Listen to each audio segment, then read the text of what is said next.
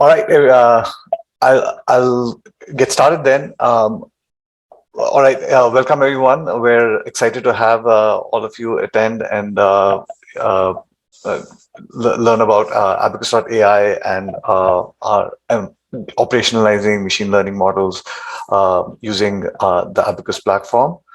I'm Siddartha Naidu. I'm a VP of ML and Research here at Abacus.AI. I'll let Austin introduce himself. Hello, I'm Austin Zielman, machine learning platform lead here at Abacus. All right. So this is sort of the agenda for today. We're going to focus on one specific aspect of the platform and machine learning in how it can help machine learning in production and getting custom models into production. But I'm going to start with an overview of Abacus.ai. The platform has many components, and we want to give you an overview of like sort of the overall scope of what we support. And then we'll spend a little time motivating the need for allowing custom models and the challenges with operationalizing custom models that Abacus addresses. And then we'll take a look at a sample notebook as an example of like what a custom model might look like. And then Austin will walk through how that notebook can be made into a production machine learning model that is monitored, refreshed, managed by Abacus, so that all of the sort of tedious and heavy lifting related to like running a model in production can be handled by the platform. We'll go into some of the advanced usages around this, especially related to like debugging and understanding what your model is doing when hosted by the platform. And then we'll spend a little bit time zooming out and talking about how that fits into the broader ecosystem of like all of the things you can do in the Abacus platform to add machine learning to your operations. So that's the rough agenda. Like I said, we'll start with like Abacus, an overview of the Abacus.ai platform. So the goal of Abacus.ai is to enable companies of all sizes and all sort of data science capabilities to operationalize machine learning models in their businesses.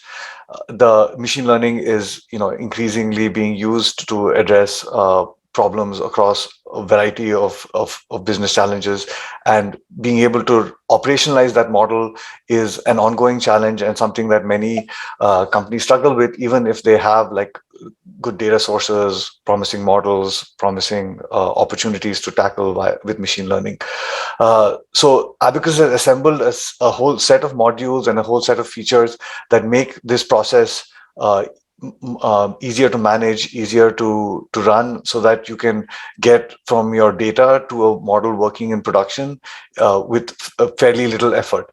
And the amount that the platform can support is it supports all the way from like just plugging in your data sources, pointing one of the templated use cases that's available in the platform to your data sources, and automatically building a model, evaluating it, monitoring it, and deploying it in production for use, either via online sort of predictions or batch offline predictions.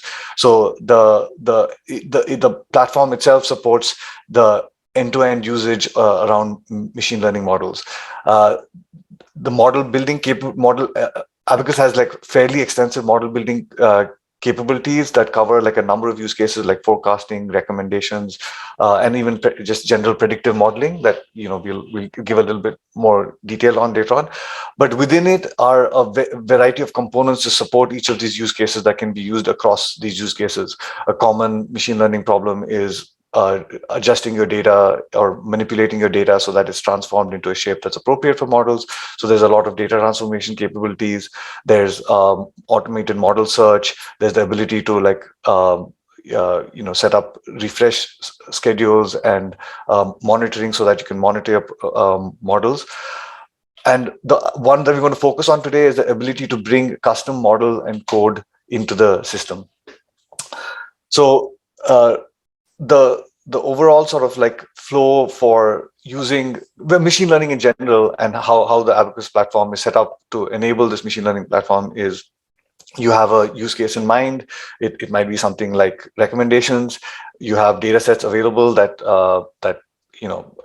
have your behavior of your users or behavior of your systems captured historically. You combine those, feed them through the Abacus platform. It searches over possible models and then produces a model that you can start to use in your uh, business, right?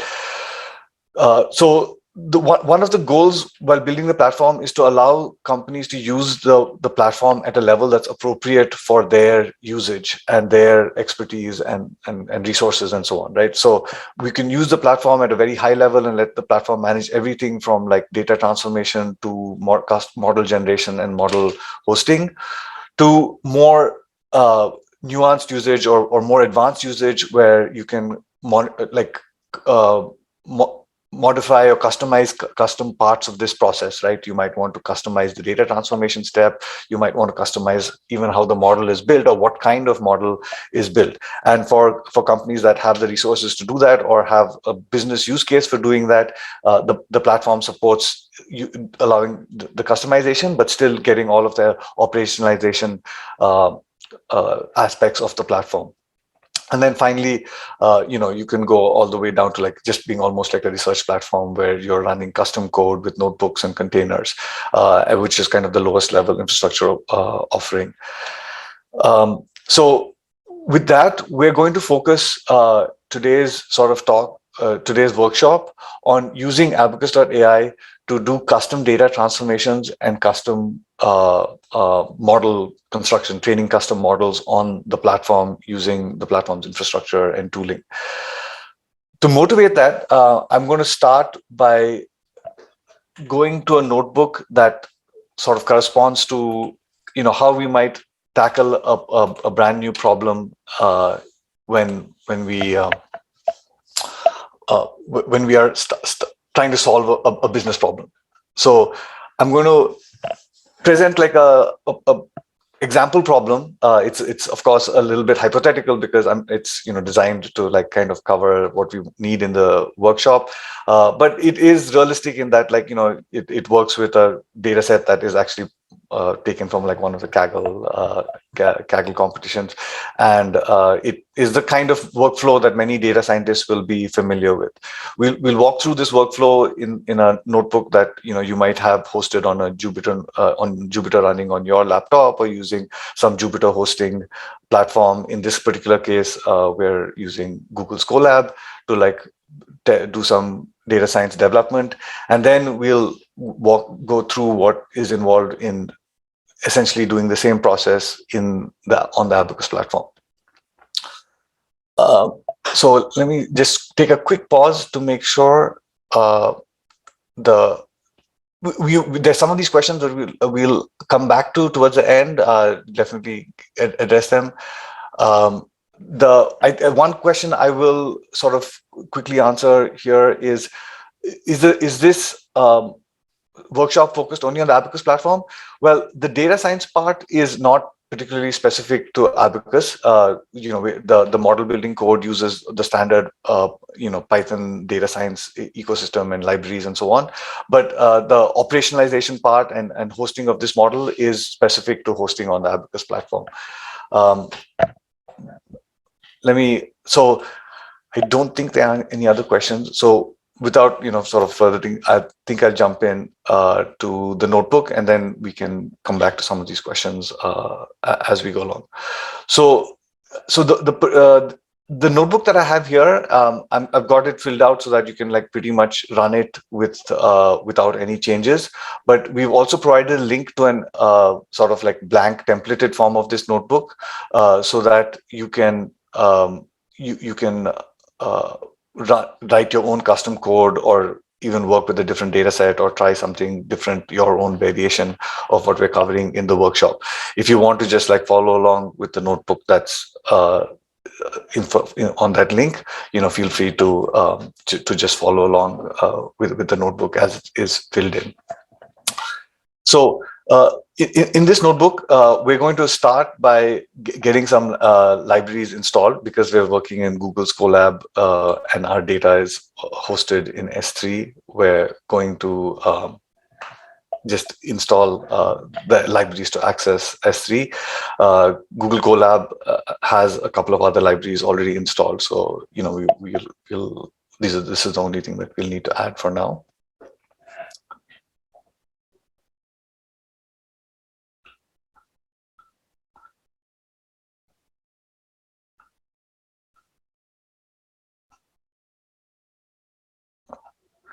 Taking a little longer than usual, but it should be done pretty soon. Yep, there we go. Okay.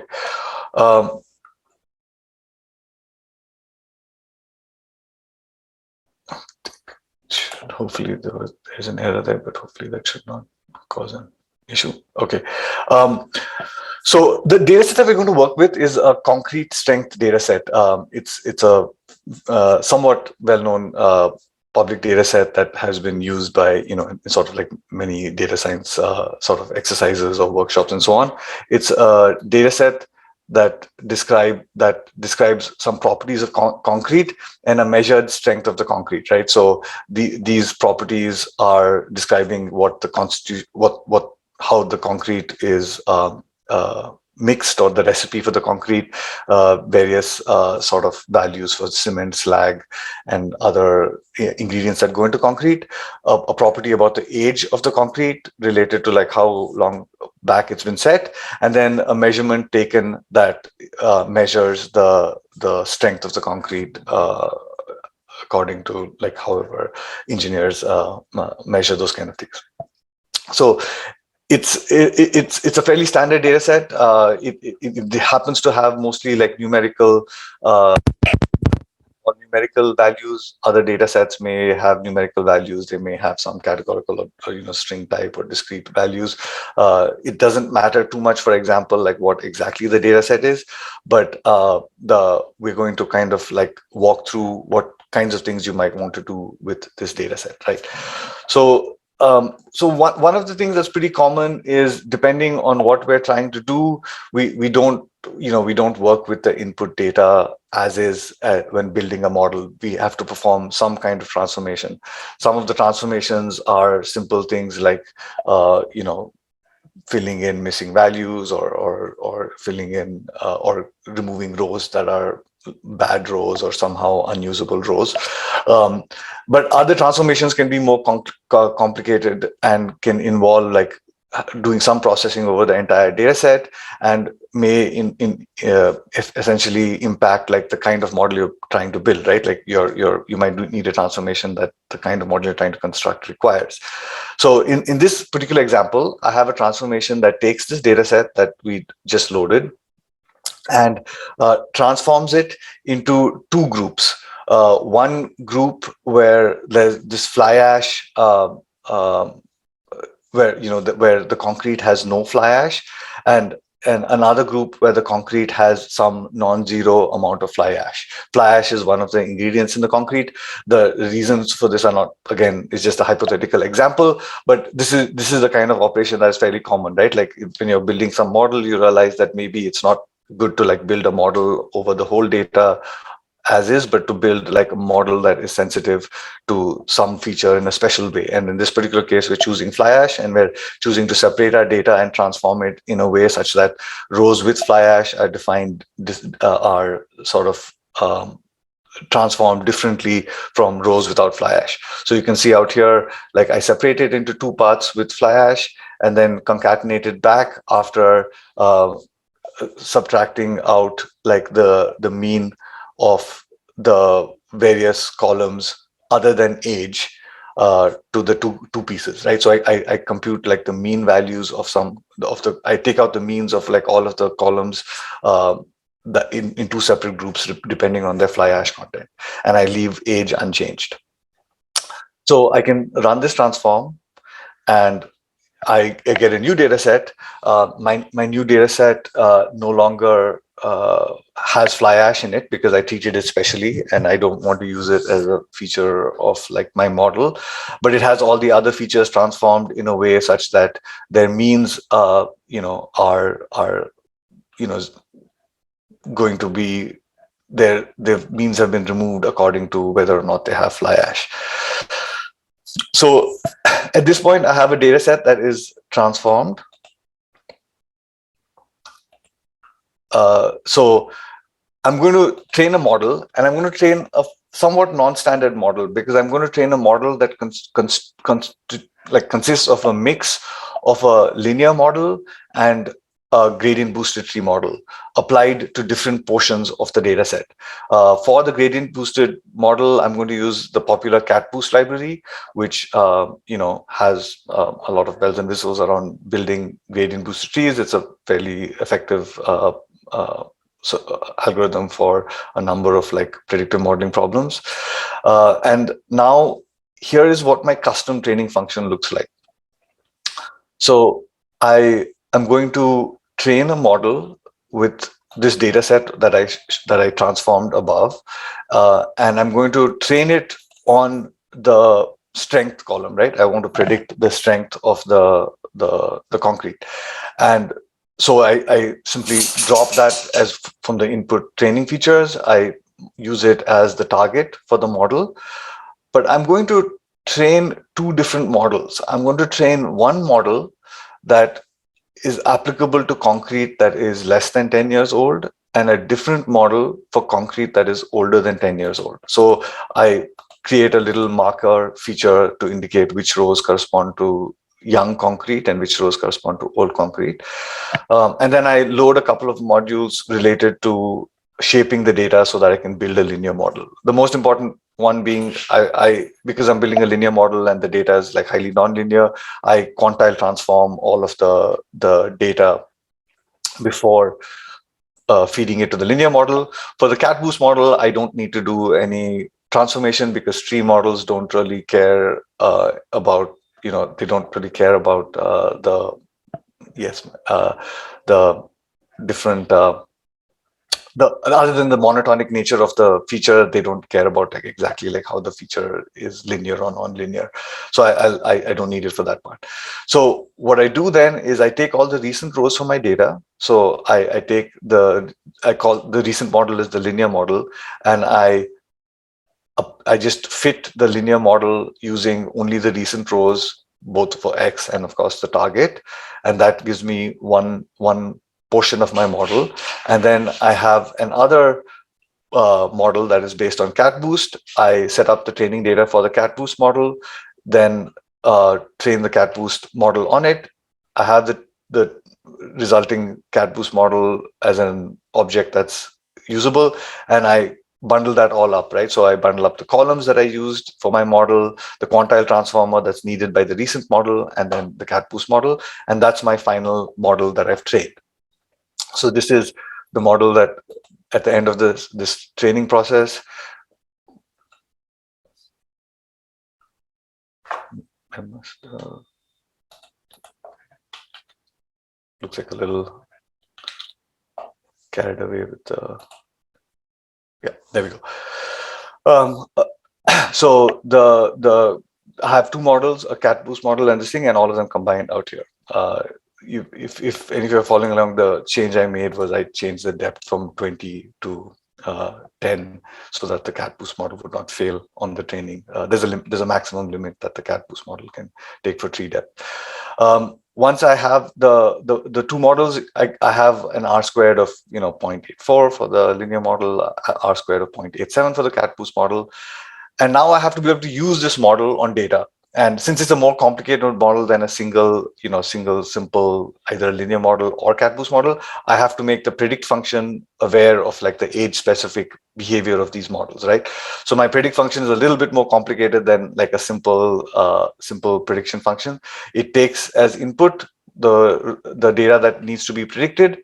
It then creates the inputs for the models, but based on whether the age of the input is less than 10 or greater than 10, like I applied the same filter I applied at training time, it chooses to predict using the recent model versus choosing to predict using the older model. And so this prediction function goes along with the training function, because in my training function, I made this decision to like separate out the behavior around new and old concrete.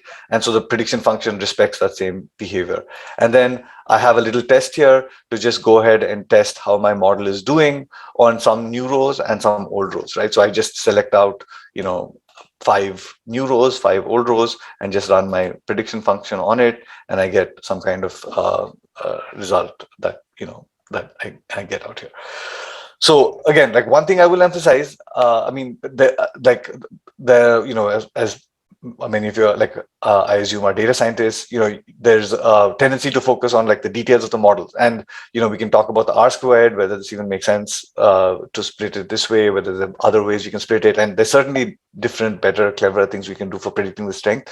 But that's not the focus of this notebook. The focus of the notebook is how to show you how you have a fairly custom data transform and a fairly custom model training and prediction sort of logic, and how you could make this custom model work in a operationalized way without having all of this logic just tied up and locked away within a notebook or within some scripts or within some very custom sort of way of running and applying this. If you wanted to like deploy this in a way that was like reliably usable in a production pipeline, that is what we want to focus on. So it's the combination of somewhat customized and complex logic around training and prediction, combined with a platform that can make it easy to operationalize this customized logic. So this is what we want to focus on. So just what in the context of what it means to like productionizing this model, you want to store the different versions of the model. Like you're going to be training this model multiple times, training this model on new data sets. You're going to be training this model as you tweak your model training function, and you want to be able to track that history, keep track of the various models you've been. You want to be able to host this model in a scalable manner. Right now, I'm having it run on a notebook and just running it with testing, but I might need to host this model in a way that it can support 10 TPS, 50 TPS, 100 TPS, maybe 100 TPS in the morning and 10 TPS at night. So there's scaling and auto scaling and all those things that you need to worry about for a model. You want to be able to continue to monitor your model. So yes, we've trained the model. It looked good during our testing training thing. We got a particular R squared, but is it working like that on the concrete it's seeing in production as new predictions come in? What was the new predictions? What were we predicting? And in cases where evaluation data is available, we can go back and I just want to address like one thing, because this is a question come up. Yeah, so the depth equals 10 has to change in cell number. This is I don't know how you get this, cell number 7. So in this train function, there's a argument to say cat boost regressor, and there's a parameter that says depth equals. That should be equals depth equals 10 or depth equals 5. It doesn't matter, just not more than 16. But depth equals 10 works fine.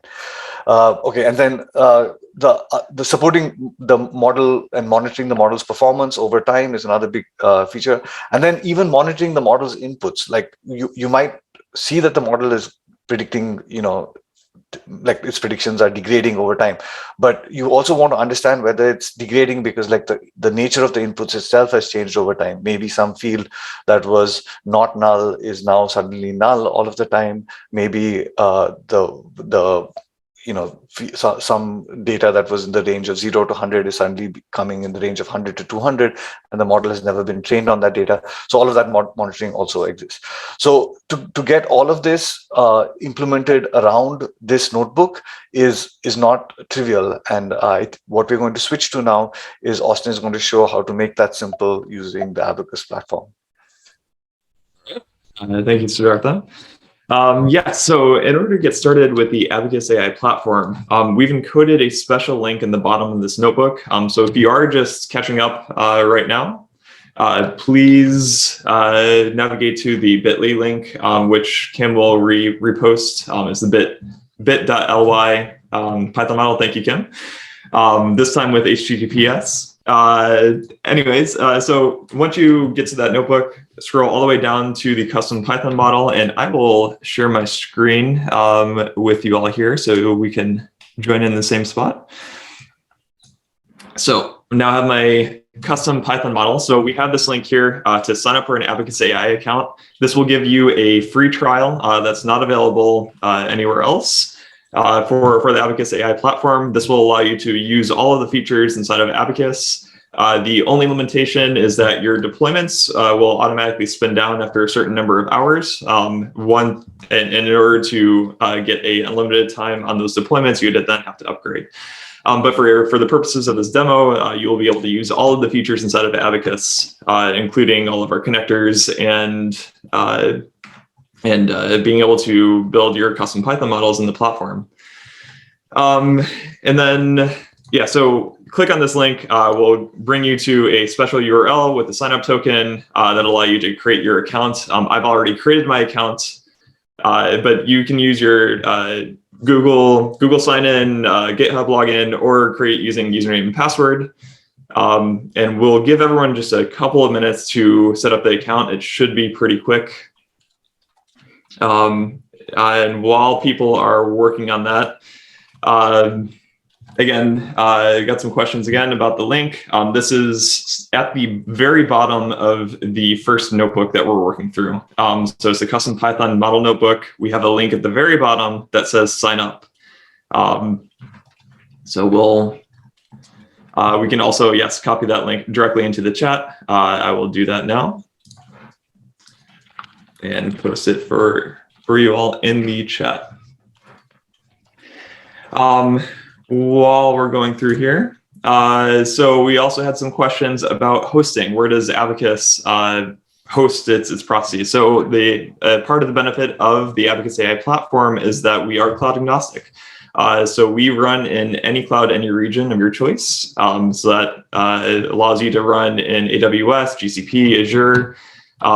We sit very close to your services, so that it reduces latency, keeps you inside of the same cloud or same region. And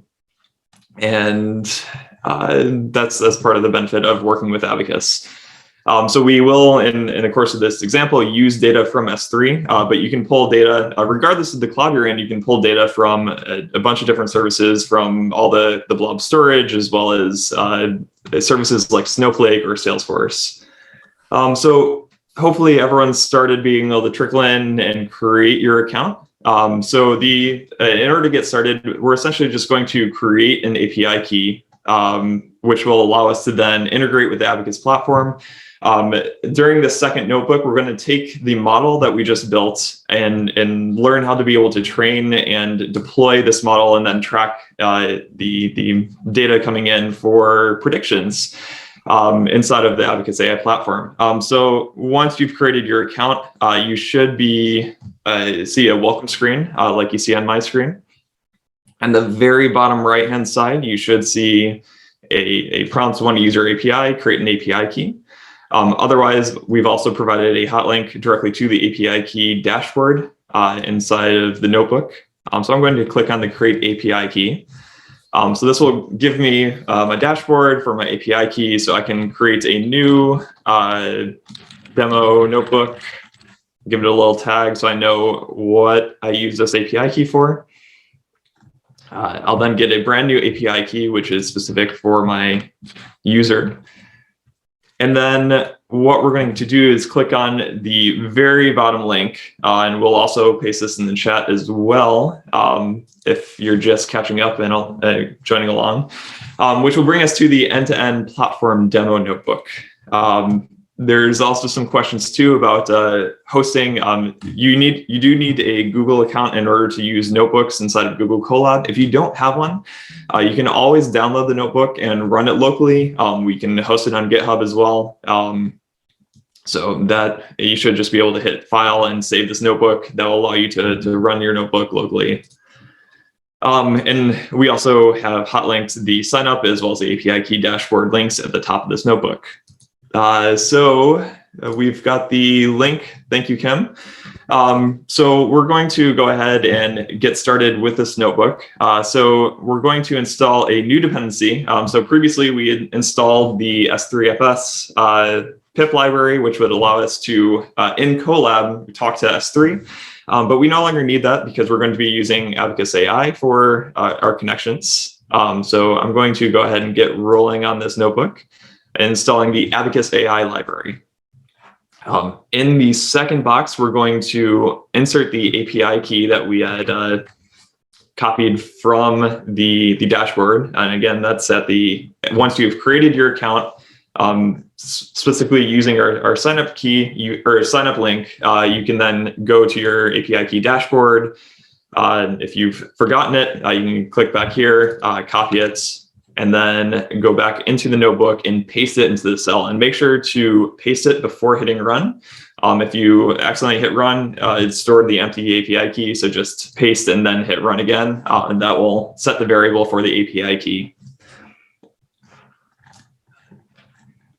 All right, and checking on the, so some people just joining. Just feel free to pop along or join along. We've posted some links, and we'll keep posting links in the chat of how to catch up to this notebook, and just follow the prerequisites to sign up for an Abacus.AI account, as well as grabbing an API key. And yes, I will definitely allow you to catch up. So yeah, again, just create the Abacus.AI account using the sign up link and the prerequisites, and then go to the API key dashboard, and then paste that API key that you get from the API key dashboard to set your variable. All right, excellent. So once you're there, and don't feel too bad if you've fallen a little bit behind, you should be able to quickly catch up. I'm going to talk through every single step along the way. So if you are a little bit behind, you should be able to paste the API key and catch up. And so I'll talk through exactly what we're going to do. So after we've set the API key, we'll then import the Abacus.AI library and initialize it with the API key that we just inserted in the previous step.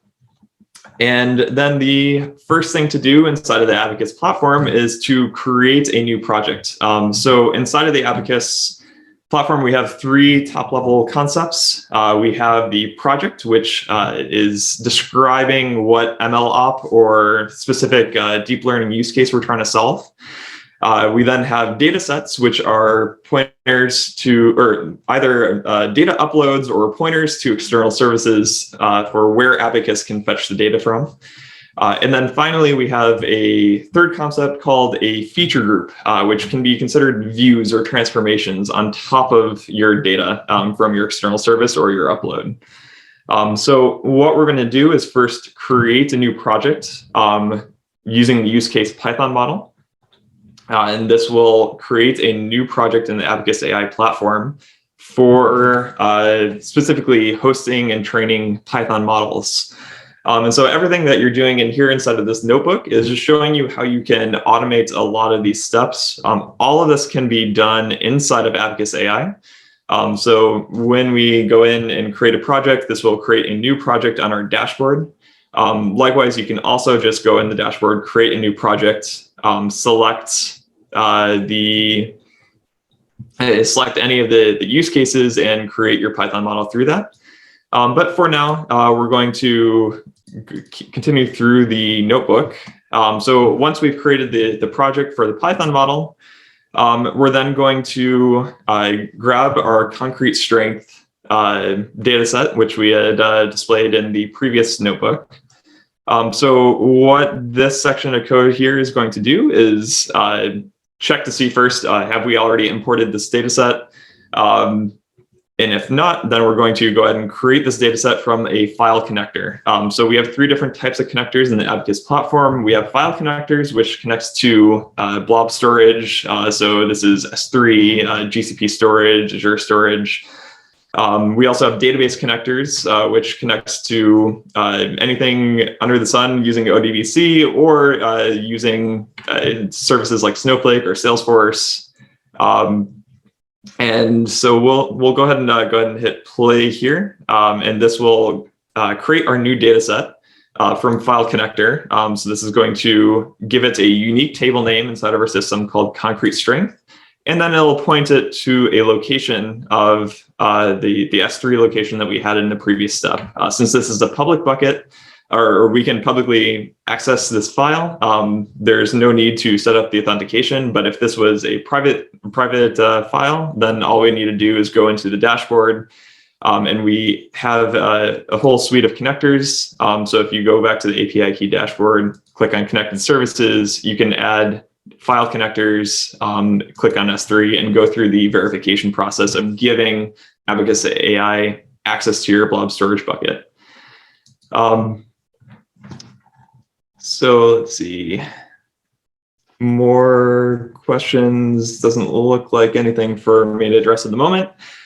So what Abacus right now is doing, so we've now gone and grabbed that data, and we're actually importing it and running some inspection jobs on top of that data. This will allow us to view the metrics on the data and understand the breakdown of the data that we're importing. We'll then be able to take this data set and then upload our Python transformation that we had seen in the previous step.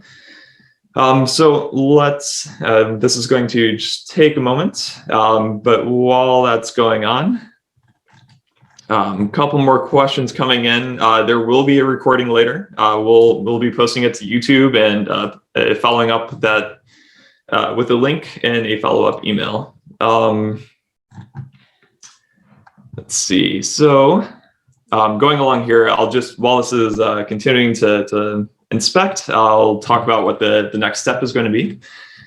So once that data set is finished inspecting, we'll then be able to describe the feature group that references this data set. So every time we create a data set, a feature group is automatically created, which is doing a very simple select star on top of that data. So you can do one of two things when you're creating feature groups. You can create a feature group which performs a SQL operation. So you can do any form of SQL, select, filtering, renames, group bys on top of your data, or you can run a Python function on top of your data. So you can just receive the data as a pandas data frame, and then perform additional operations on top of that to do the transformations. So we're still taking a little bit here, but I'll talk through essentially what this is doing. So once you've created your transformation on top of the data, you can then materialize that view. So that's going to apply the transformations and save that data to disk. This will then allow you to load up that, or then we can then export that data back to our notebook locally so we can interface it with it. But you don't need to do that in order to preview the data. Inside of the platform, we allow you to preview your data frame even without materialization, so you can preview what the transforms will look like. But this would allow you to get the entire materialization available for you to play around using a pandas DF locally in your notebook. All right. So let's we'll continue waiting for that to go. So let's see. So we'll go ahead and hit play. Seems there'll be a little bit of a backlog on the pipeline. So I'll continue talking through this. We'll just queue up this materialization and then continue through. So now we need to register our Python function. So we have our initial data frame of the concrete data set, which we'll then be able to run locally. But we also want to be able to register into Abacus our transformation function that we had defined in our first notebook. So I have this function here, the transform concrete. So this is the same one that was in our initial notebook. And I'll just define that locally inside of this notebook, which will define, it will take in a data frame, and then it will apply the transformations and then return a new data frame, which will have the transformed values. Inside of Abacus, if you wanted to include additional data frames, so let's say you wanted to join or filter based on another data frame, you can add as many data frames as you want to the input. The only restriction here is that you need, or that you return a single data frame as the output, and that will be your final data frame from this transformation function. And so once we've loaded all that data back into our notebook, we can, of course, test our transformation locally, make sure we're happy with the function. And then once we're good on that iteration, we can then register the function with Abacus. When we actually want to register the Python function, we can call using the API client a create feature group from function. This is going to use, or it's going to take in the new table name, which will be how we refer to this in future feature groups. So in this case, we'll call this the concrete by fly ash. We'll give it the source code. You can pass in a string or even a function reference, which is what I'm going to do in this case. So this will just take a run inspect on the source code function or for this function, and then upload it into Abacus. Then all I need to do is tell it what is the function name, and then what inputs do I want to send to this feature group. So in this case, I will be passing just the concrete strength feature group into this Python function. So I'll go ahead and register this function, and it appears that we have caught up in terms of the notebook.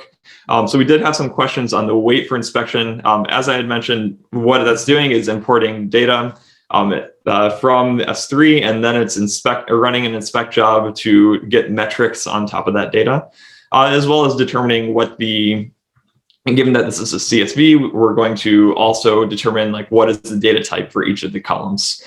This one was taking a little bit longer than anticipated, so it took about 4 minutes. Usually this is under 30 seconds. Seems like we've got a little bit of backlog with 600 some people running it all at the same time. But we've now caught up. We've materialized the data and was able to load it back as pandas, so you can see, hey, this is all my data. I'll jump over to the product and show you, this is all set up inside of the project here. So we have our data set, our concrete strength.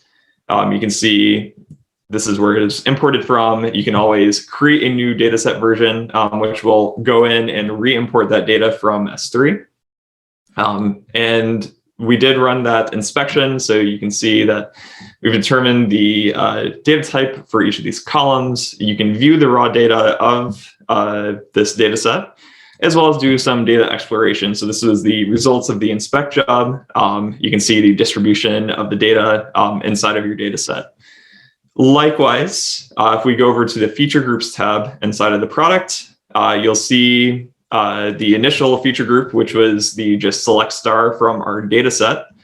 You can, of course, edit this to do additional transformations, but instead what we did was just define a new Python feature group on top of that initial feature group. So you'll see the function that we just uploaded, which is the transform concrete, and it has a source feature group of the concrete strength. So we're going to pass a concrete strength into this transform concrete, the transform function, and return this. So in order to run this, all we need to do is materialize the transformation on top of the data. So that will materialize the view and run our function on top of the input data. So we've now registered the function. So all we need to do is call create version, and then it will kick off a job to materialize. So that will run our function inside of Abacus.AI. So let's see. Have some questions just to repeat what we're doing. So essentially what we're doing right now is we've created and defined this feature group, which is a view on top, or a set of transformations to apply on top of our input data. So you can stack as many of these on top of each other as you want. So you can do a SQL transformation followed by a Python transformation, and join with other feature groups, and then do additional queries on top of that. And then once you've defined all this giant set of transformations, then all you need to do is call create version. Inside of the product, we have buttons for this to materialize. So this is just materialize latest version. This will take everything up until this point in the terms of the transformation and materialize it and save it to disk so we can use it for our model training. And likewise, you can also, by having it saved to disk, you can then load it back into a notebook. So you can call Lotus Pandas, which will then download all that data back into the notebook. Any materialized version can also be exported. So once you've exported your data, or once you've materialized your transformations, you can use Abacus.AI just to export your data directly back to S3. So if I had an S3 bucket set up, I could call export, I could give it the location to send my data to, and that would make it available for me. What we've done now is we've created this Python function on top of our concrete data set, which will apply the transformations. We're then going to go and redefine our model training steps.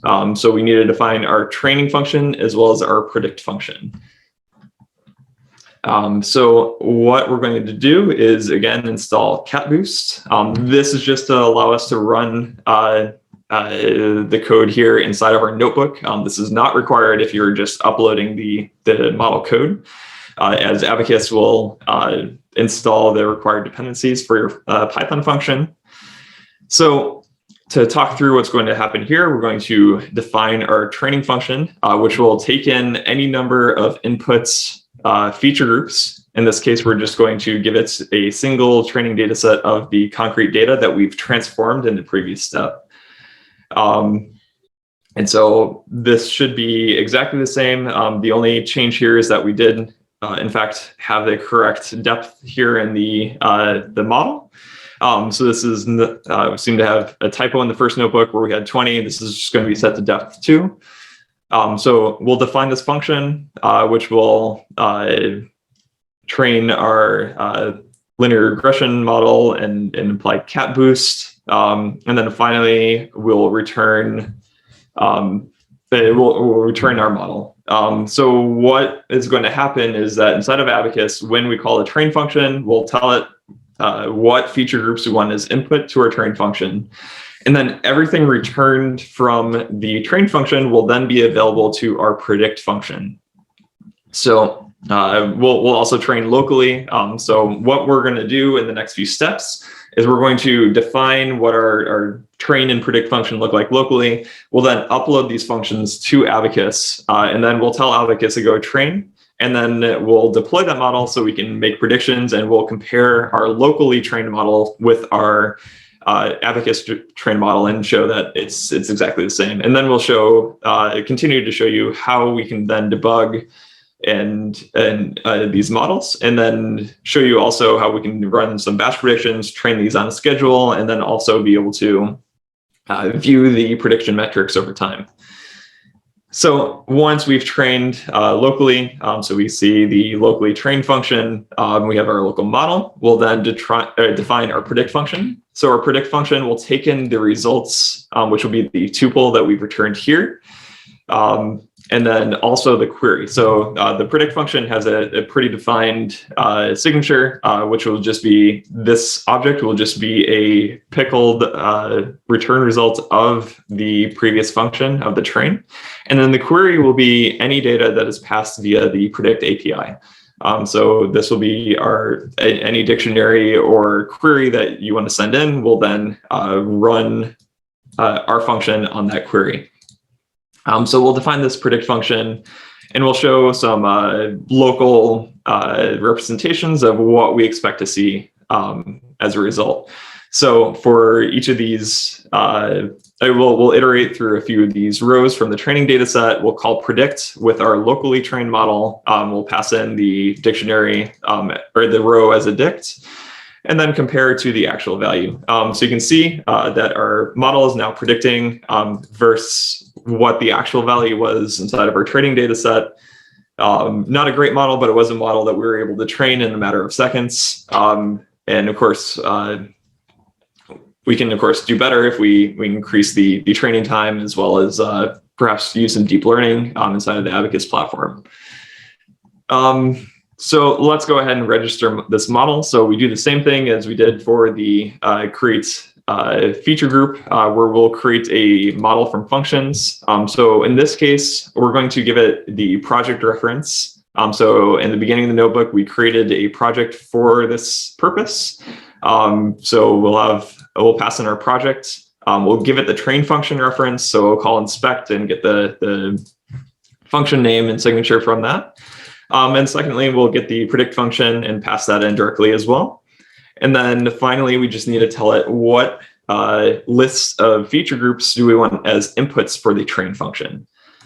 So we'll click play on that. That will upload all of this into Abacus and kick off a training job by passing in this feature group to the train function. So this next step will just sit and wait for the model to actually train. And then it will get the logs from training. So what it's going to do, this wait for training will just continue to pull Abacus, waiting for the training job. It'll then get the model version results, and we'll call get training logs. And we can say, hey, I want both standard out as well as standard error. And then finally, all in one block here, we're going to create a new deployment. So a deployment is just going to be a container for being able to call predict or be able to call this API. So this model will be deployed and available, and it will then invoke the predict function with every query we pass to it. So this has been a lot of information. We'll quick jump back to the Abacus platform and show you exactly what just happened. So we have our project of the demo Python model.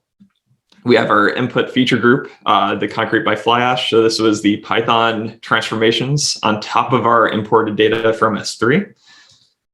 That was then materialized and then passed to our demo Python model, which we call demo Python model. So this is now training.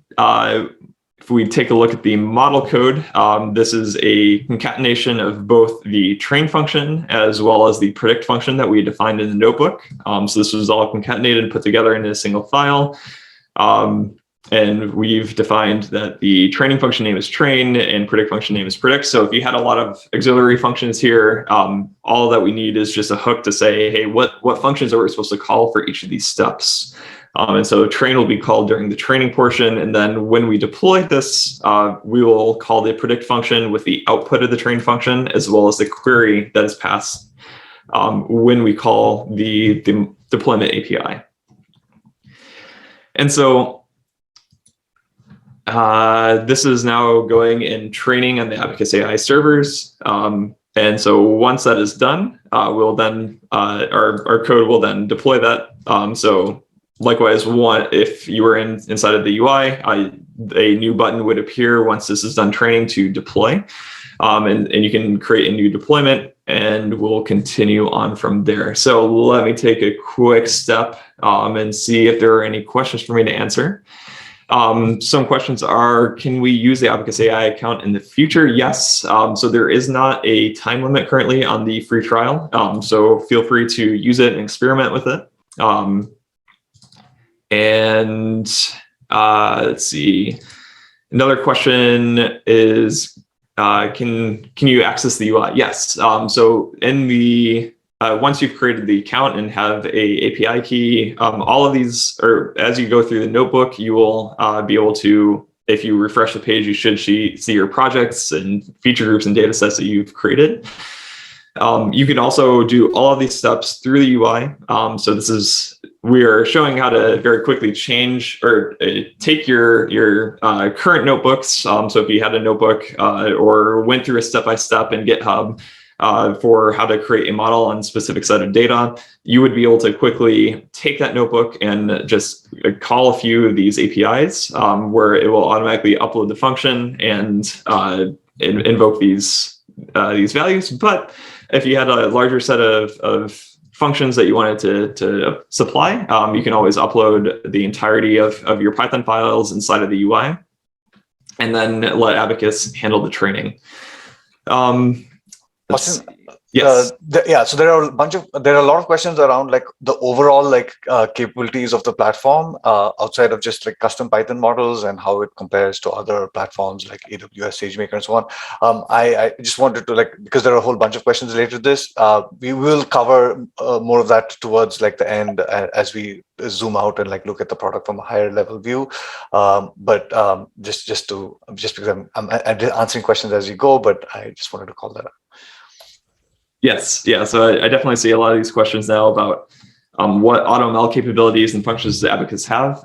So as we had mentioned in the beginning, Abacus is not just the MLOps. So we provide a lot of useful tools for you. If you have functions that you've already trained, if you have a model that you want to deploy, we allow you to even deploy a Dockerized or a containerized version of your model that we'll supply the hosting for. We'll also show at the very end too about how to actually create a feature store, which you can then quickly look up information on your feature groups in a real-time fashion.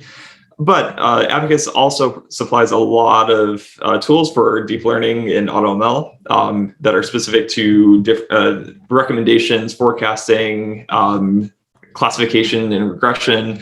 So even this data set in particular, Abacus can perform a deep learning training using our own algorithms, which will perform much better than the CatBoost model version that we're seeing right now.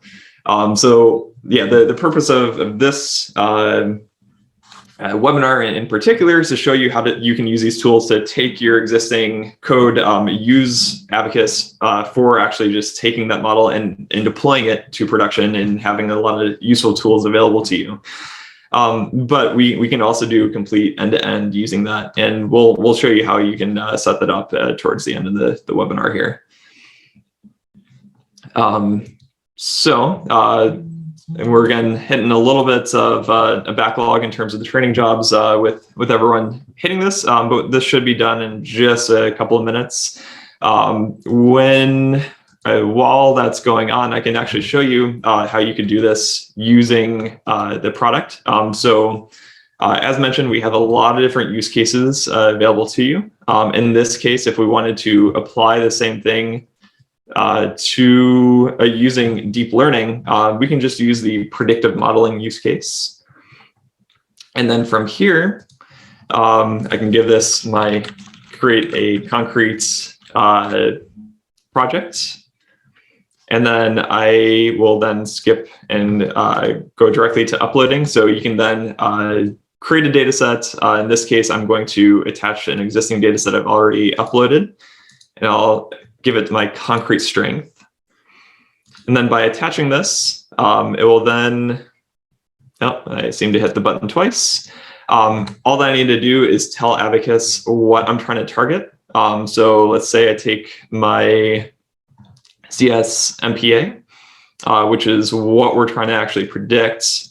And then all I need to do is tell it, hey, this is the value that I'm trying to predict. And then that's all I need to do for setting up the project. And then I can hit train models. And this will then create a new model for me using deep learning and AutoML, which will then be available again for me to deploy and predict in real time. So while that's going on, I think we're still waiting for that Python model to finish training. So let's see if I can answer any additional questions. Can we use some pre-trained models? So Abacus does have some pre-trained models depending on the use case. In this case, we don't have anything pre-trained because this is on the concrete data that we've uploaded ourselves. So this is not something that Abacus necessarily has a pre-trained concrete strength model ready to go, but we can, let's see. Any limits on the trial account? The limit should be on just the deployments. So how long you can create or have your deployment running for. So once we've trained our model, we'll then be able to deploy it and serve up that model in real time. And so that's the only limitation, is that after a few hours, the model or the deployment will automatically spin down and go offline. You can still spin it back up. So there's no limit on the number of times you can spin it back up. It just won't be continually on. Austin, couple more limits. Yes. So one thing, we do have limits on like the training data size in the free trial accounts. For enterprise accounts, we can scale to like much larger data sizes. And there's also a question about PySpark. It kind of falls in the same bucket for like large data and for distributed training. We support it, but that requires like an enterprise account. But you should be able to train like 100 megabyte data sets without a problem with the free tier. But there is a limit that is lower for free tier than full enterprise usage. Thank you. All right. So let's see. We will see. We're still hitting some backups on this. So we'll go ahead and talk through the last few items here while this continues to train and the deployments are spun up. But what we're going to do is then compare our locally trained model inside of the notebook, and then predict, and then call client.predict on our deployments. And we should see exactly the same things back to back, where the locally trained model is equivalent because it's the exact same model that we trained. And then what we're going to do is take this deployment, which is referring to a specific version of our model, and then define a batch prediction for to be able to run on a schedule. So let's say that in our hypothetical situation, we have a whole bunch of concrete mixes that we're testing, and rather than making a prediction every time we make a new mix, well, let's say that we just have a few thousand rows that we want to predict all at once. So in this case, what we're going to do is actually import, in this case, the exact same data set, but it could be a brand new data set instead of the one we use for training. We'll then create a batch prediction. So all that's required for the batch prediction is to give it the deployment ID that we want to use. And inside of Abacus, our deployments have two concepts. One is a offline deployment, which is only used for batch predictions, or a online plus offline, which is both used for real-time predictions as well as batch predictions. So when you create the batch predictions, we'll give it a table name for the output, and then we'll set a dataset remap. So what this is doing is it's actually taking our training dataset and swapping it with our new prediction dataset that we're just uploading here. So the benefit of this is that we're applying the same set of transformations. So any sort of SQL feature groups or our Python function in particular will be applied on top of the prediction dataset in the same way that that was done during training. And so this is just setting that remap. And then finally, we can kick off a batch prediction run. So once we call batch prediction.start, we'll create the run. It'll then wait for the predictions. And then finally, it will output all of this data to a feature group, which will then be available to load up as pandas. So we'll download all the batch prediction results and show it here. And then the last item inside of this, so now that we've set this in a notebook, our goal was to be able to then run this on a schedule. So how can we do that? So in the UI, as well as the API, you can set up refresh functions. So what this is defining is using a cron syntax, we can create a refresh policy on each of our objects. So on our initial concrete data set, we can set a refresh policy. We'll then also refresh our prediction data set. We'll then set a refresh policy on our model, which will automatically retrain our model on a schedule. And then finally, our batch prediction, we can automatically run our batch predictions also on the same schedule. So this just ties it all together to be able to run this automatically over time.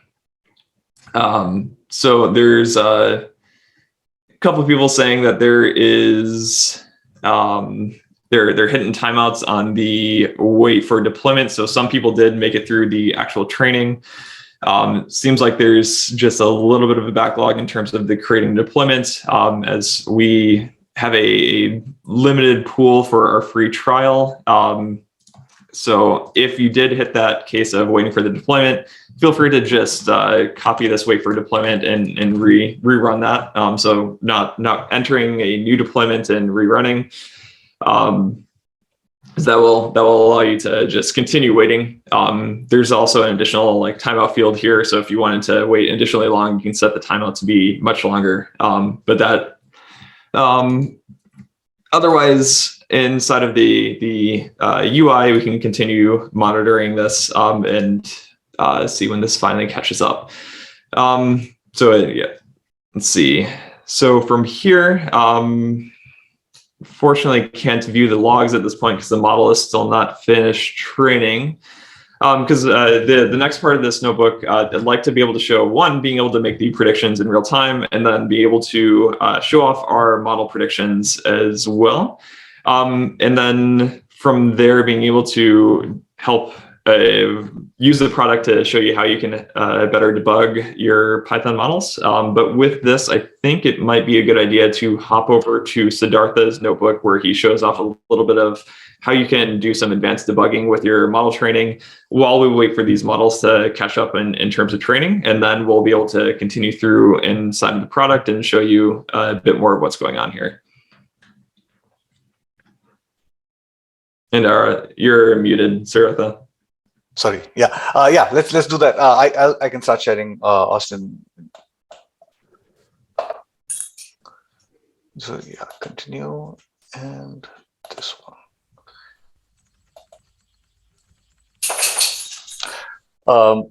Yeah, for one of the things that will come up, you guys saw it even with the initial notebook when I was developing locally. Errors do happen, problems do happen while training models. So it's important to see like what those issues are and be able to like inspect, make corrections, or even generally just get informational data from like the model training process that you might want to look at and review.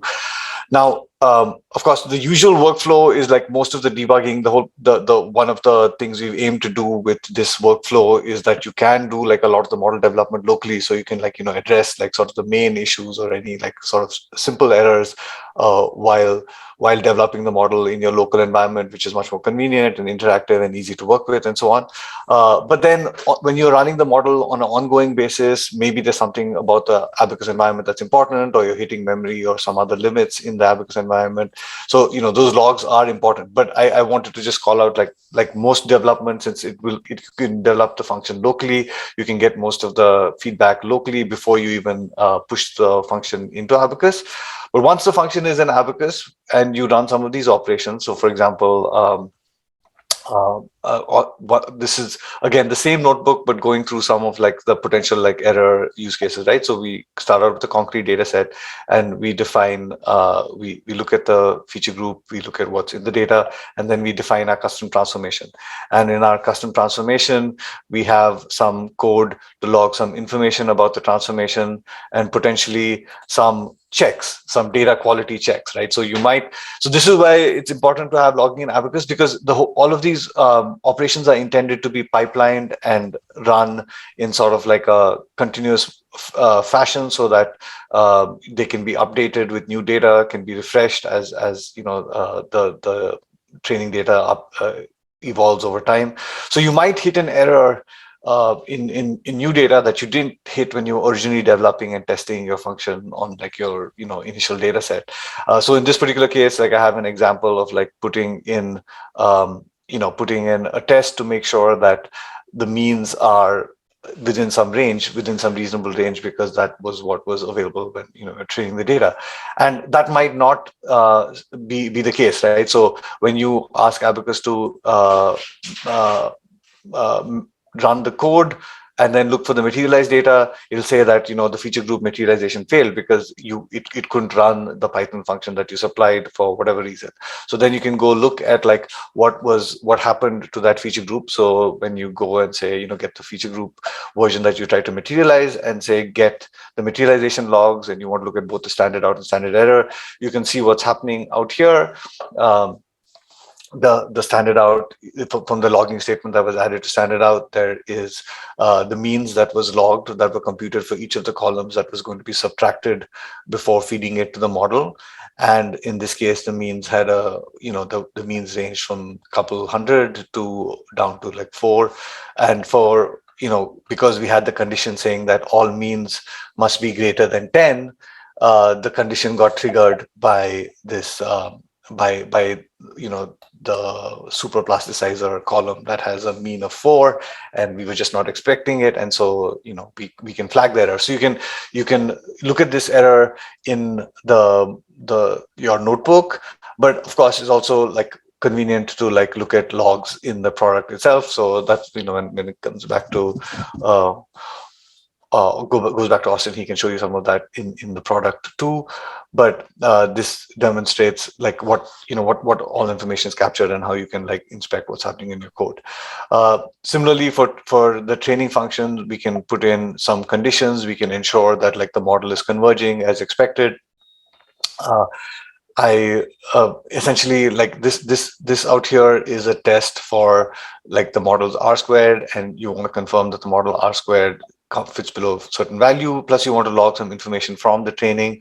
So in this case, it logs some information, I think, about the quantile transformer, but it gets this like crazy, unrealistic R squared of like negative many 100,000, like 150,000, which makes no sense. So you see this error, and the model training fails, saying that I couldn't get a model with like, the sufficient accuracy that was put in.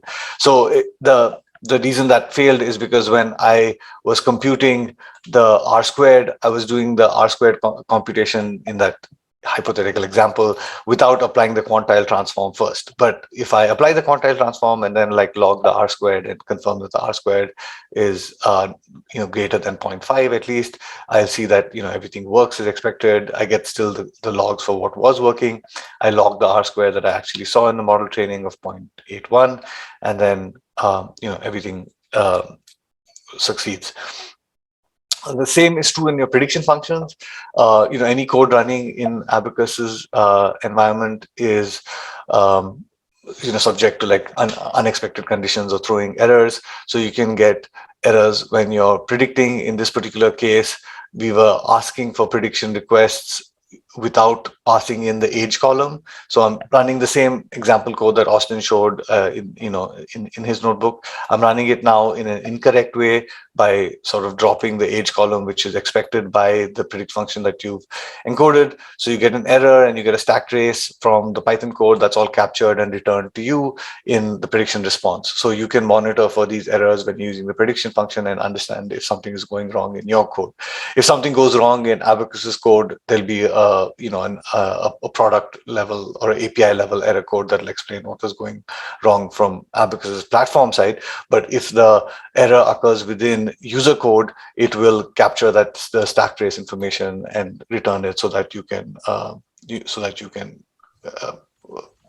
look at it. The one last thing I wanted to mention is for the purposes of like this notebook and for the and often it's convenient to like be able to like just push functions from your notebook itself as you're developing, so that you're not like you're not limited by so you're not limited by having to like save files somewhere else or source code or like make additional artifacts for like use in the API. You can just use the function as defined as a Python function in the notebook itself, and the source code and all is extracted from the Python object itself to push into the API. But that begins to become a limitation as you get to more complicated training scripts or functions that are like dependent on each other and calling each other in complicated ways, or you're using a library that you've written and you want that library to be included in your function. So when you get into these more complex use cases, you're not limited to like just what is in a notebook. You can actually include like the whole like script file as what is going into what is being registered with the function. So in this particular case, I have the same sample code all saved in a GitHub repo.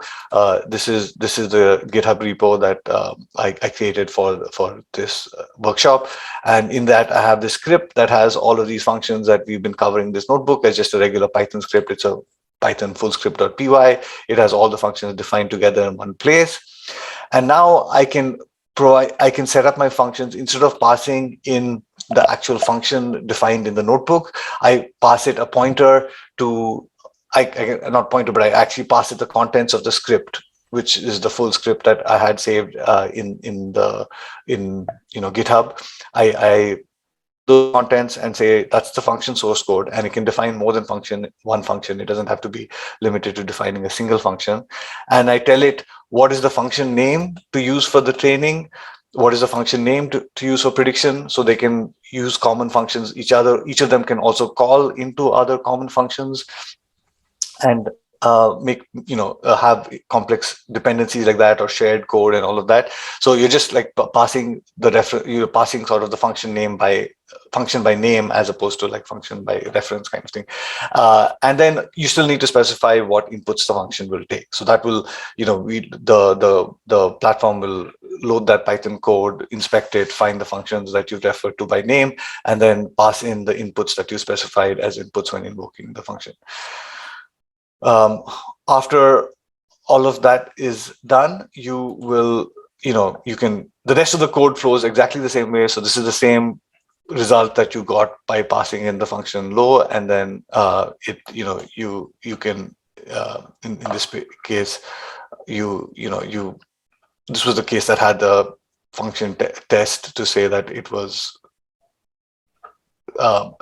the test to say that like there's an R² check and all of that. So the previous version of the code, I had like sort of just like a runtime error if you got a very low R², and then a warning if the mod error got like a R² that was lower than 0.85. So in this case, the function still succeeds and there's no exception, but you get a notice saying that the function got a lower R² than expected. So that sort of like covers the more like the somewhat more advanced usages and some of the debugging features available for working with the platform and working with code hosted in the platform.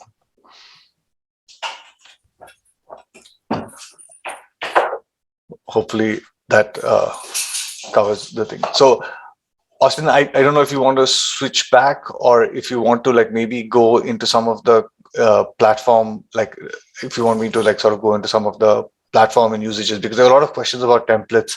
So it might be worth spending a little bit of time covering the use cases in a little bit more detail. Yeah, so I can take some time here to go over a bit of our feature store, as well as looking at the logs inside of the product. So there is still that backlog going on for all the training jobs right now, but I think some people are starting to get through part of that.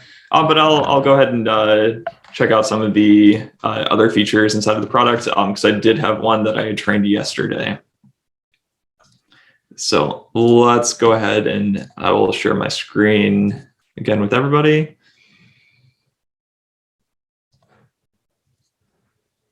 All right. So I'll jump back over to what this should have been. So if we go ahead and open up our demo Python model. So once this has been deployed, we should then be able to make the predictions on top of our model. So we can, if we open up our deployment, we can open the prediction API, which will allow us to take this exact code and we can actually make predictions.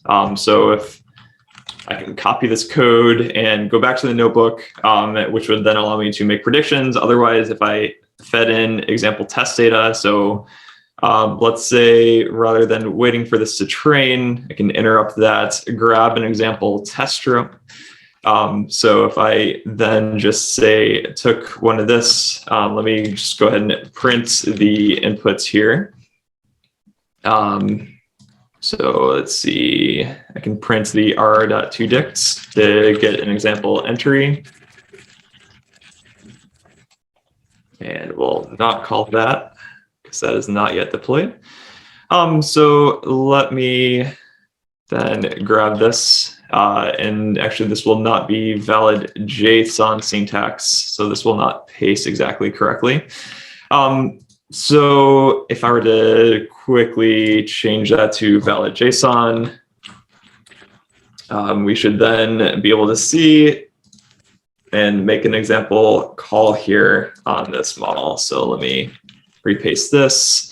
So now with valid JSON with the query data, so we're passing in all the cement readings, and we'll remove the CSMPA, which is what we're trying to predict. So we'll hit run here. And assuming that this is, our Python function is working, yeah, we'll get a CSMPA back. So now that the deployment's warmed up, this will go much faster. So now this is, and so we can change our readings and try out different values in here, and get different CSMPAs as a result. Now, we can make those real-time predictions, but what we promised was being able to see our prediction log and do some model monitoring. So now that we have this deployment up, we can receive a certain number of requests per second. But let's say I wanted to also debug and to know roughly like, hey, what was my query log time? So we see that initial startup, the first ping on the Python deployments are always a little bit long. After that, we're down to 4 milliseconds on the query. We then have the example result. And so if I wanted to say, hey, like I wanted to play around with this example request, I can load up exactly what was run for that prediction. Likewise, we can also view metrics over time. So I can see the peak requests per second, number of requests. So I can view a graph on the history of those requests coming in, as well as additional drift, which is don't have enough requests for that. But we can also look at our batch predictions. So we had set up the this demo Python model batch predictions. So in this case, our batch predictions are being written back to a feature group. We can also write directly to the console or to a storage or database connector. And so in this, we then have a batch prediction schedule that we had set up at the end of the notebook, which will then run this next time on February 28th at 12 a.m. And then we can also view this data. So we've got this batch prediction results, which is then written back to our feature group. So our batch prediction feature group is just treated as a input data set again. So we can view this as a feature group. So you can, if you view the materialized data, so I can see all the inputs, and then finally the prediction results. So this is the result returned by our model. Likewise, I can continue exploring, viewing different metrics on top of this.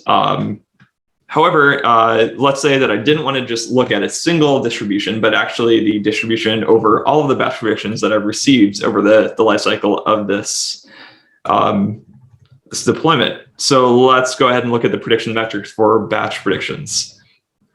So in that case, let's go to the drift. So you can see we have a distribution for the prediction data as well as the training data. So in this case, I use the exact same data for my input. But if I did use a different truncated data set for my batch predictions, I would see different distributions for all of the inputs between the prediction data and the training data. So this allows me to then see like, hey, like I've trained my data on a certain distribution, but now my predictions are definitely seeming to drift over time. I can actually understand what is the difference in terms of the data that I'm inputting. So it helps me understand better to know like what, how is my data changed over time.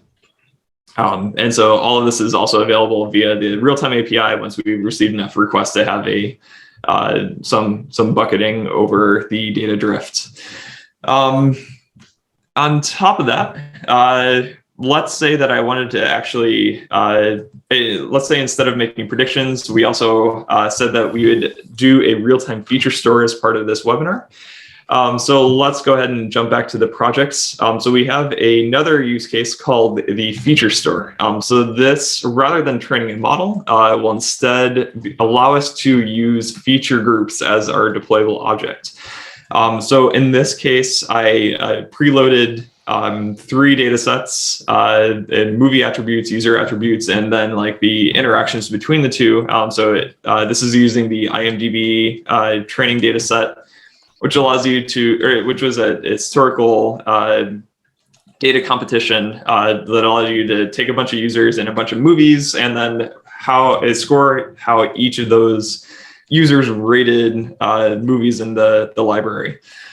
So let's say in this case, we'll take a quick look at the data in here. So we have our user attributes. We'll pull open the raw data.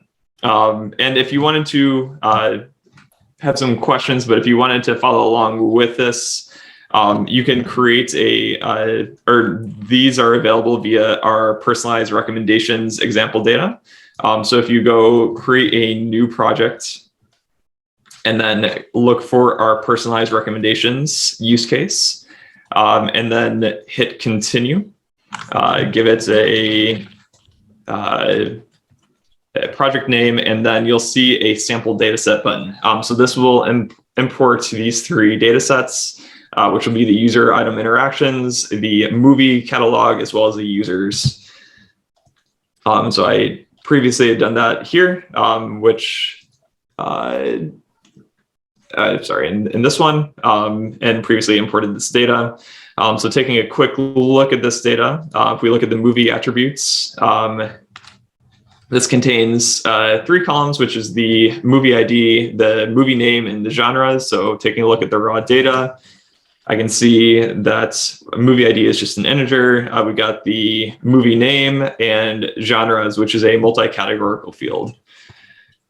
All right, so from here, let's say I wanted to deploy one of these feature groups to make this data available to me from an external service. And so I wanted to be able to very quickly query from my giant catalog of users or giant catalog of movies and find information or even interactions between a particular user and the movies that they've interacted with. So I can create this feature store use case, and then all that I need to do from here is then select one of my feature groups that I want to deploy.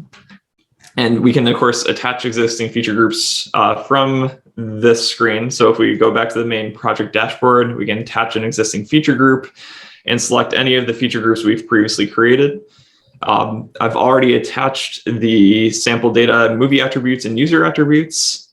So in this case, if I take a look at my movie attributes feature group, I then go to my features. I then need to say, hey, I want my movie ID to be indexable and available for me to query. So I select my movie ID feature as my record ID. And then finally, I hit deploy feature group, which will then create a new feature group for me to, or new deployment for me to then be able to query this data. So in order to not sit and spin to wait for that to come up, I've already pre-deployed both the users and the movies. So let's go ahead and take a look at one of these deployments. So I can go to the lookup API for one of these. So if I wanted to look up the user attributes for a particular user, I can look at the user deployment that I had created. And we have a example code here for you. You can also call this using curl. So we have both curl and Python examples.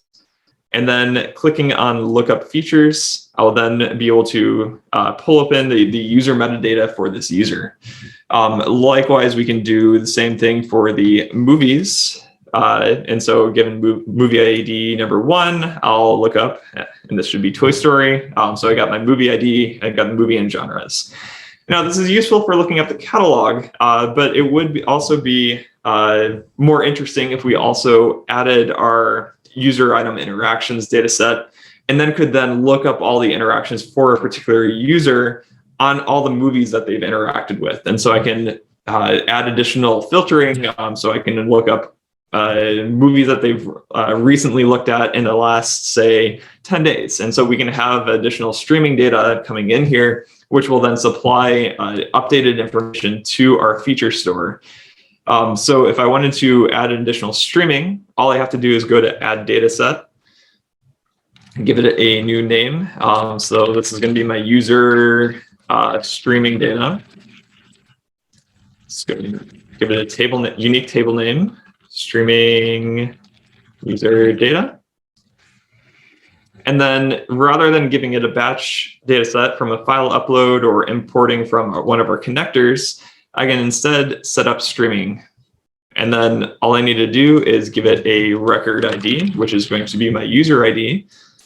And this is just going to tell the streaming interface to expect that I'm going to receive data which has an indexable ID along with every value there.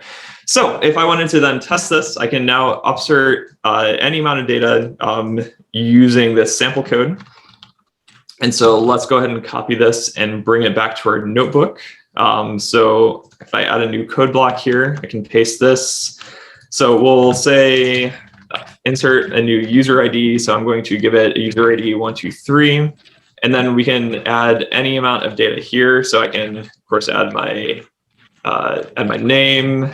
We'll give this user's name Austin, and we'll give it gender. And so I will import this API client. We don't need to give it an API token, so we can now embed this specific API inside, say, a website or a backend as well. So all we need is a streaming token and the feature group ID. And then we'll send this data up, and then we should see that data immediately inside of here. So we're now receiving or set up a streaming ingester for our data. All right, and then finally, we can then join this data with our deployed user attributes. So from the feature group for the user attributes, so if I find my user attributes, I can merge streaming feature group. So I can select this user attributes. I'll join it on the streaming user data that I just created. And now this has been concatenated with that batch feature group. So I should then be able to utilize the streaming data as it comes in inside of my deployment next time that I deploy this feature group.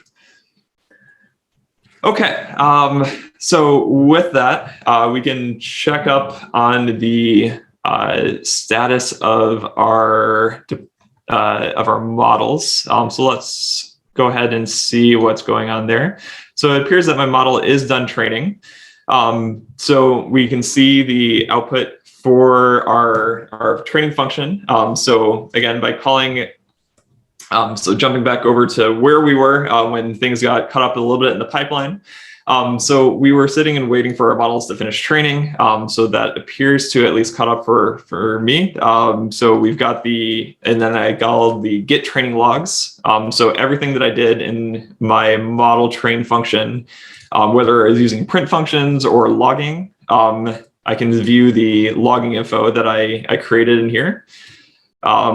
So all of this is now output via logging info. And then if my model had crashed, I would have seen the stack trace as well in the standard error section here, as well as any exceptions. So the exceptions would also have appeared in different keyword variable here.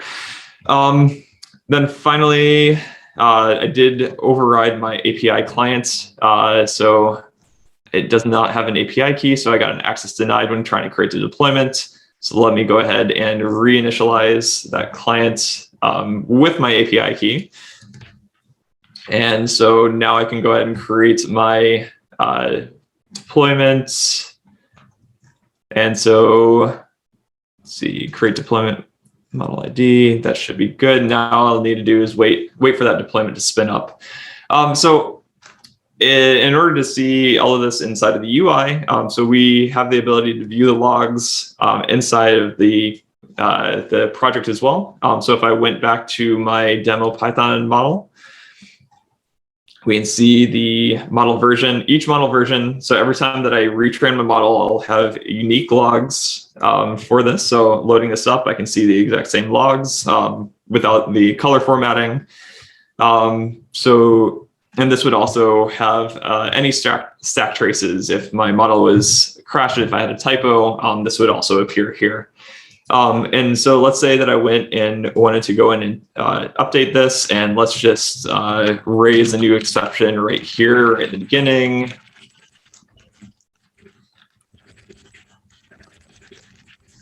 So I'll raise an exception right there in the train function and hit save. And then I can take this and retrain using the latest code. So this should hopefully crash really quick, and then we'll be able to view the stack trace of those logs. And then from this, and then from here, if I did have, and then I went and updated the function code and redeploy and wanted to deploy my new code, I could deploy create a new deployment or go to my deployment page. And then from your deployment, you can actually select which model version you want to deploy. So it'll show you a list of available model versions. This will just say, hey, like this one's pending. But if there are any failed model versions, it won't allow you to deploy it because you can only deploy successfully trained models. All right, so let's see, looking at some of the questions here while this is going. So some of the questions were around the lag, and if downloading the code would have made it faster. So all of the lag was just in terms of the number of pipelines available for our free trials. So there is a limited pool on that, and so we did have a little bit of a backlog in terms of the number of people training. So those should have caught up at this point. If you are still hitting timeout errors, so we are, it appears like I'm also in line for getting a deployment. So there is a little bit of a wait there. So you will still likely hit that wait time before in 8 seconds. You're still in line. So you can increase your timeout. Otherwise, come back and revisit it in just a few minutes. And if you go through the UI as well, you should be able to see your deployments and their current status as well. Yeah. You can just rerun that cell. Yeah, you can sit and rerun the cell after you've hit the timeout. But it is catching up. It is a number of pods that came at the same time.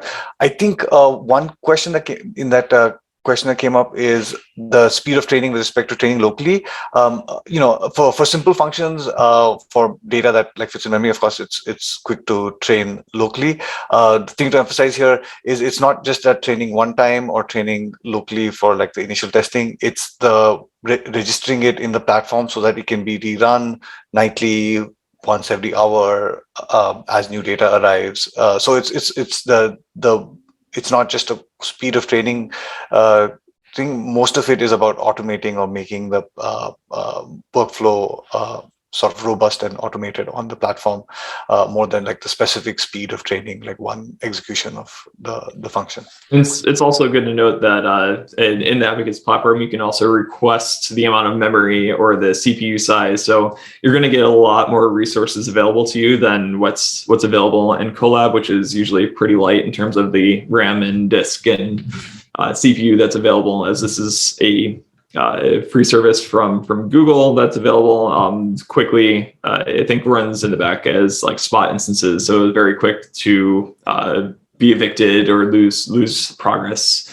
And so yeah, you can run much larger jobs inside of Abacus with large amounts of data.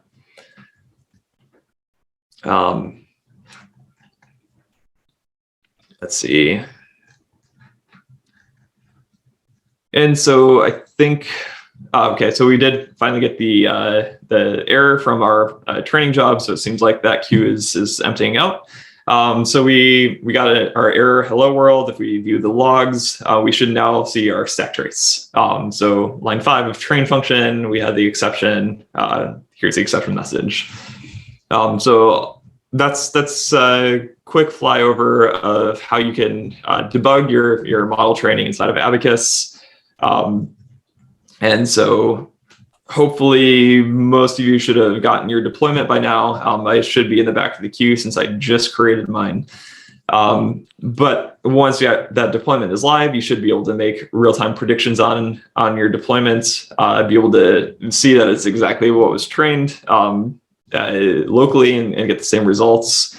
If we did switch back to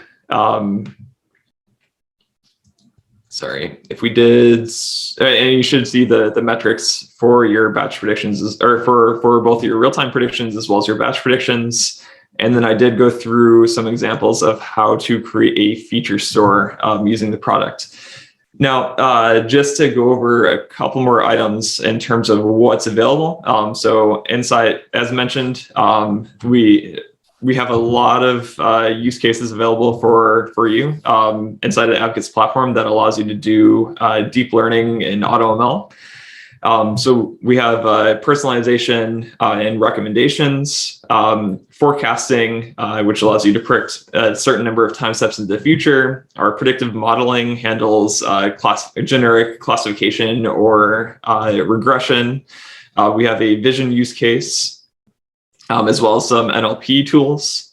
And then we also have predictive lead scoring, which is a bit more applied, and also anomaly detection, which is a bit more applied classification. And then again, the fraud security. And then we have additional model drift and monitoring, a feature store, and plug and play, which contains all of the ML ops related things that we've talked about today, as well as some vector matching engines. We have our Dockerized model, so you can upload your Dockerized model and we'll be able to host that directly inside of Abacus. And then the custom Python model is what we were mostly focusing on today. In a couple of the answers, I've referred to like templated use cases, and a templated use case would be something like a customer churn prediction problem, where customer churn problems tend to have a particular way the data comes as a user account. There's some kind of monthly subscription history. You're trying to predict whether the customer is going to renew their subscription at some future point. Like it might be 3 months ahead, it might be 1 year ahead.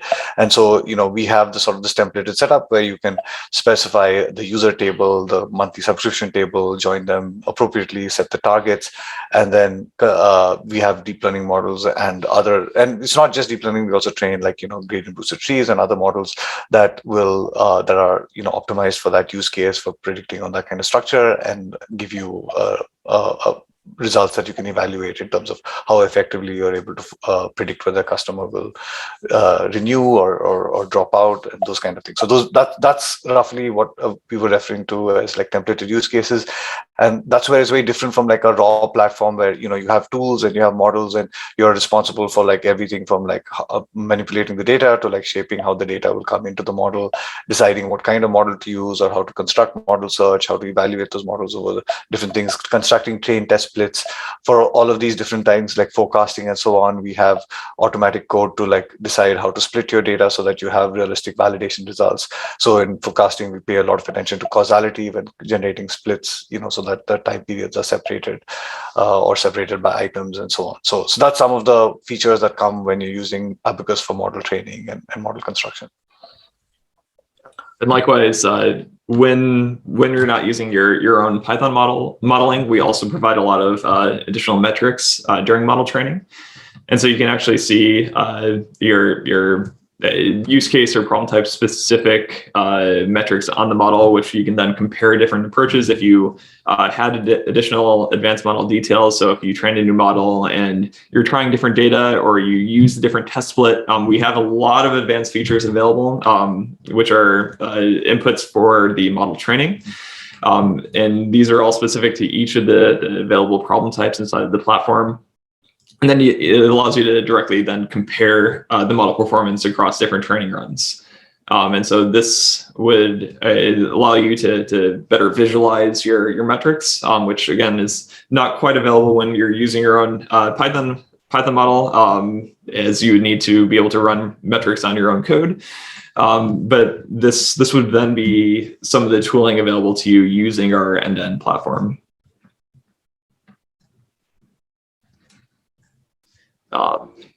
So a couple more questions. There is a certificate that we will send to you after the course. So you'll get that in your email.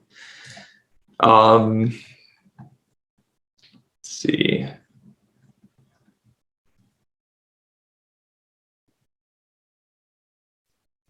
Siddartha, did you want to answer the vector matching engine question? In typing will be easier to answer live. It's definitely easier typing. So vector matching is what is used for essentially recommendations when you're computing embeddings for like a catalog. So you have this high dimensional, like maybe a 64-dimensional, 128-dimensional representation of items in your catalog, and then you have a model that generates a similar embedding for a user, and the recommendation you make is by the users who are closest to whichever item catalogs are closest to the user's vector in terms of dot product or cosine or cosine distance metrics. And so we have an engine that allows you to do that at low latency at scale for like catalogs running into like the many millions of items, so that you can if you have a custom model that generates these embeddings for your catalog and user, but you don't have the code to serve that sort of matching engine in real time, we can support that matching engine for you. So that's the vector matching use cases. So we it's a fairly common pattern for people doing recommendations using deep learning currently.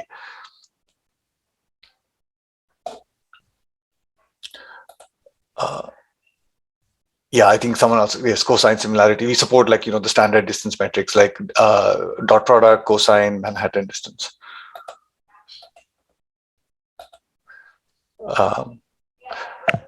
Yeah, I think there's still some questions about like comparisons between like Azure ML Ops and like AWS SageMaker that has components that are related to ML Ops. I think one thing that will become a little apparent from like the way the dashboard got constructed and so on was that the product is very it's constructed so that like ML Ops is built into the model training process. Like as you create models, we're already creating pipelines. Maybe Austin, you want to just show a refresh schedule, like where like a refresh schedule hangs off it. So you train a model, you immediately have a place to like automate it so that it can run at a regular cadence. You saw those metrics and monitoring dashboards. You have a model, you're generating batch predictions. You immediately get monitoring for your model so that you can start looking at like what's happening to your input features, what's happening to your predictions. Austin showed you an example of a failure during training that automatically will send emails to the person who initiated the training, or that as however you configured your alerting to work, so that you can get notified of like failures in this scheduled training. The other thing that's like that is important to emphasize. So maybe Austin, if you go to a feature group, so you can compute, you can construct complex feature dependencies, like basically one feature defined in terms of other features, joins, all of that.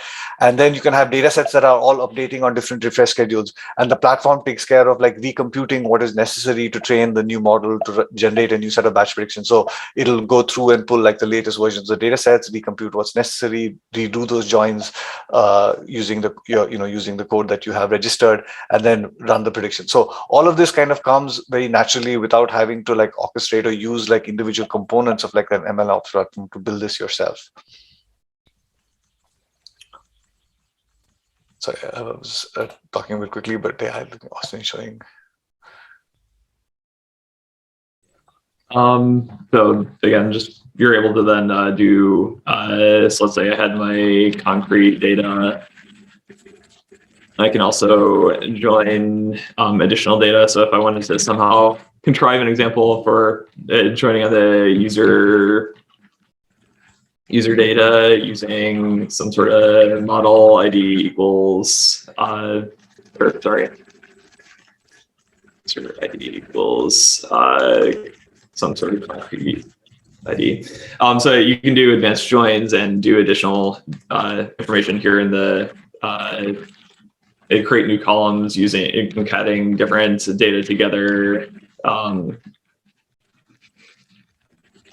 And so this would allow you to do some advanced features on top of your existing data, and then rematerialize on a schedule, export it, or rerun through model training.